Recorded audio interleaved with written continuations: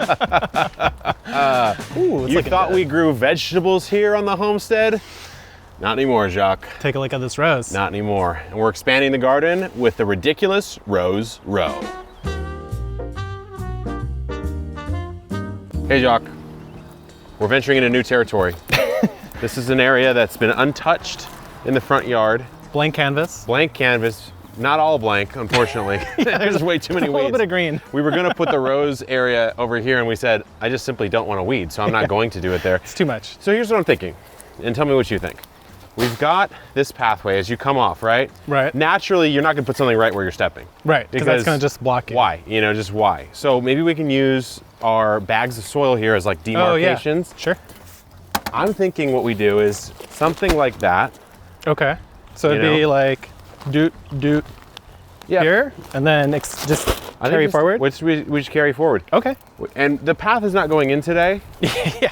But it's the idea. It's the idea. So this is our hard line. Dream into the future, you know? So we have some roses. These are own root roses. These are the ones we got from Heirloom Roses. You said own root? Own root, so they're not grafted.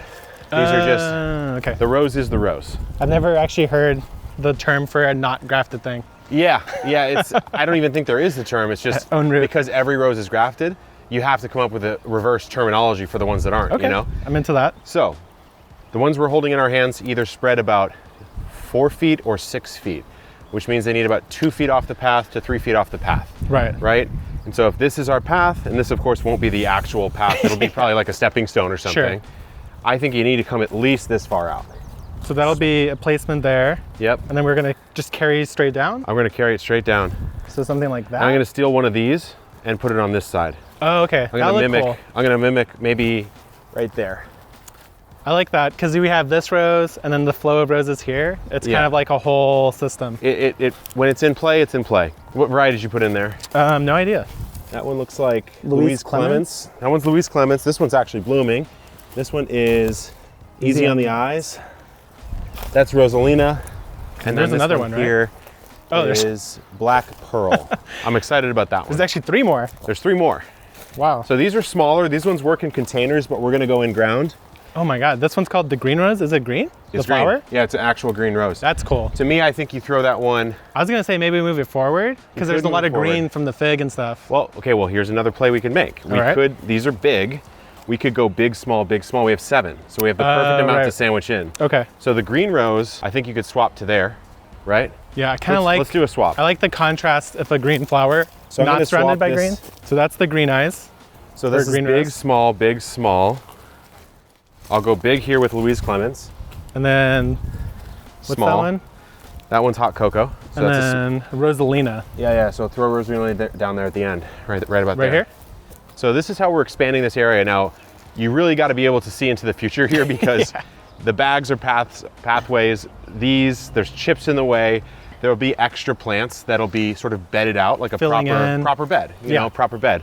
And we also have right over there to Ian's feet, the irrigation system that we haven't hooked into. There's 2 extra stands up there, which is the exact reason we did this. And the idea behind putting stuff around them is because in the winter, they're not gonna look very good, right? They're gonna look, a little barren.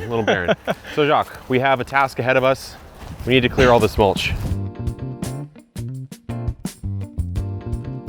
Look at this, guys. Damn. As a geologist, why don't you explain what we're seeing here, Jacques? Well, this is the soil horizon working its way down. So this is like the top layer of like organic matter it's breaking down. Down here, we're into like clay, sand, silt. Pretty clayey, sticking together nicely. Yeah.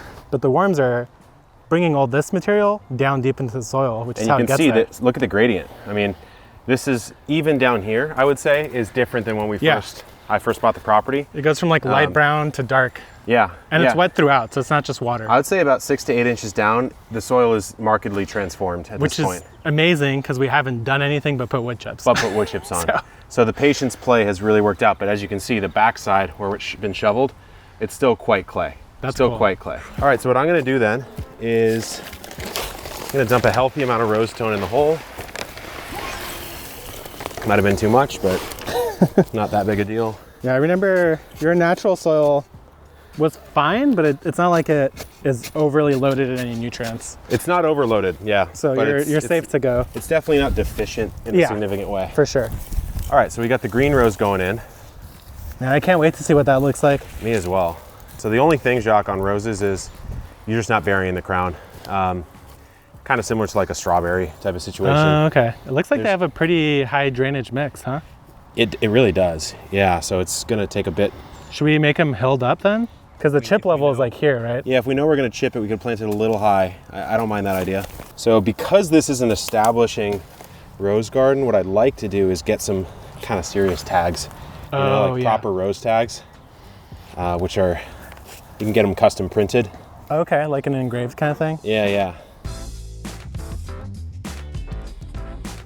I have always been intimidated by roses because people always talk about the problems with them. Yeah. But I have a couple in containers for almost over a year now. They're fine. I don't have any major issue. Yeah. Like not even aphids, which is something I commonly hear about. So. Really? Yeah, I haven't had any major problems in mine either. Who knows now that I'm planting a ton, but even the Cecile Brunner that's on the arch. Yeah, I don't see anything. I haven't had any significant issues. We've been thwarted by our past selves because the main irrigation line coming out of the actual city water tap is coming through right here. And in fact, somehow, Jacques, we made it perfectly to the point where this rose is safe. These roses are not. I actually thought that it was a stump or a root. You almost went for it. And I was about to pry it out, and I was like, the give on this is just a little too man-made feeling. Yeah, that would have been a bad I day. didn't want to do it. And so what we're gonna have to do is scrap this idea of these extra 3. The benefit here, though, is these are actually good for containers. Yeah. So maybe we'll find a spot in the backyard to put them at some point in the future. But for now, Jacques, I think it's just time to tidy this area up. Yeah, let's do it. Yep.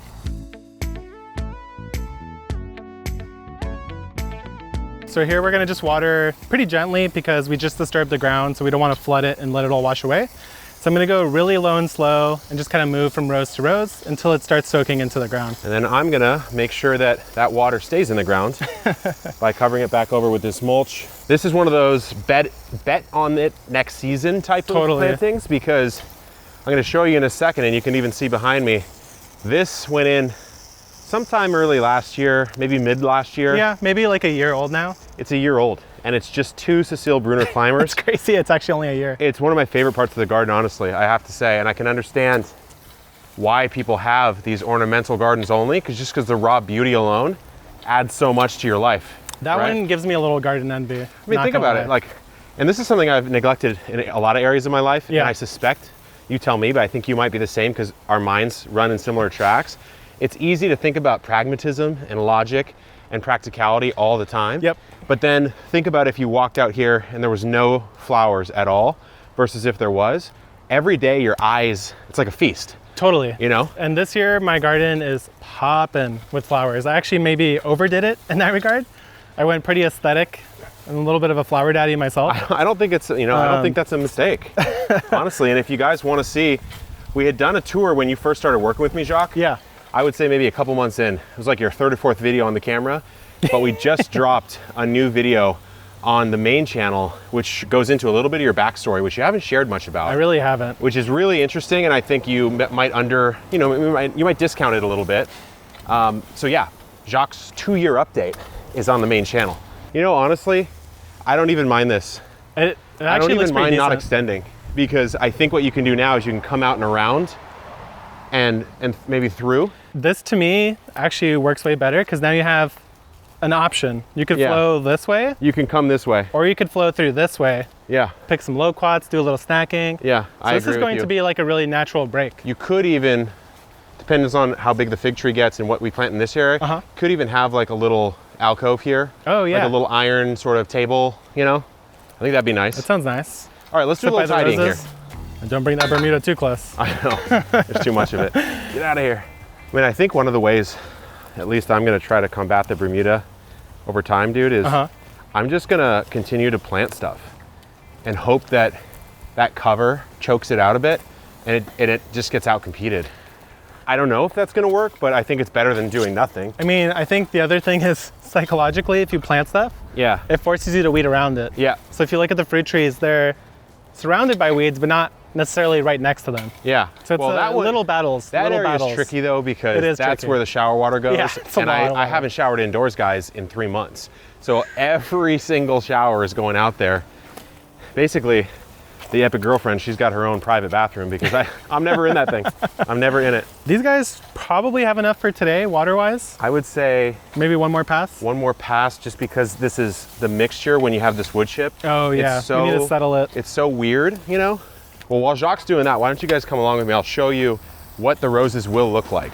So if you're growing a climber like this Cecile Brunner, this is maybe the best time you'll ever see it, because all these extra clusters you'll see here have yet to bloom, and some of them actually have. So they look incredible. Now what we've done with this one is we planted them about 1 foot off of the very edge of this curve. So right, like a tangent on this curve right here, but about 1 foot off of that. And then because this is a climbing rose, but it doesn't have any mechanism to actually climb, what we did is we threaded it through these wire crosses that come across this particular trellis. So we took the canes and kind of went like this.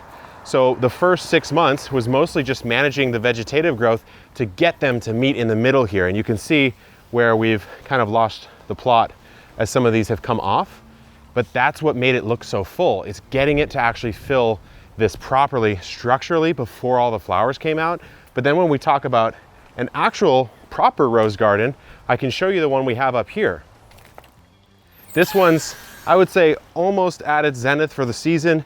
This in particular is probably my favorite rose I've ever grown. This is Fragrant Cloud. And if you could smell, if that was a drug, I'd be an addict. I'll tell you that right now. It's one of the best flavors you'll ever smell. And it is a flavor because you could eat that if you wanted to. But take a look at what the roses we just planted will eventually look like. We space these similarly, and you'll start to see them bushing out and bushing out. And then you'll have to manage that growth so you have a nicely shaped bush that doesn't interfere with each other, but fills in this space really nicely. So rose gardens coming in hot here at the homestead. If you want to grow them, we'll put some links in the description. Good luck in the garden and keep on growing.